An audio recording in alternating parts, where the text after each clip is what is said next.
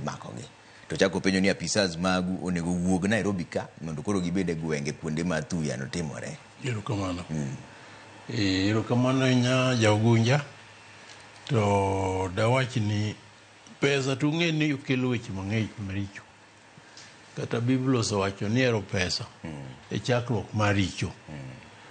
Joma nigi teko mang'eny moluwore gi pesa ka owenigi thuolo mitgi donje hate speech to ginyalo hinyo ji mondo koro gin ma ginyon ji kendo gitel ji kamoro amora.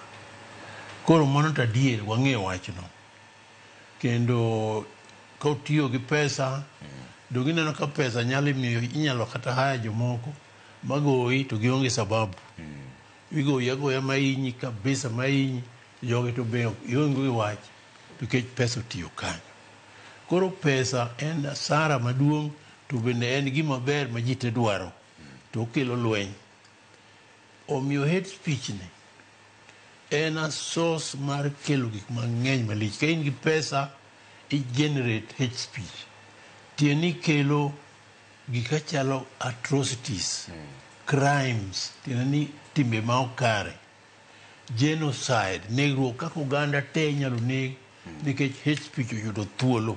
Gina chako mondo anyisu kuma wach ni oaye nikech wach hate speech ni oa mabor kabisa. Oa mabor to koro Kenya waka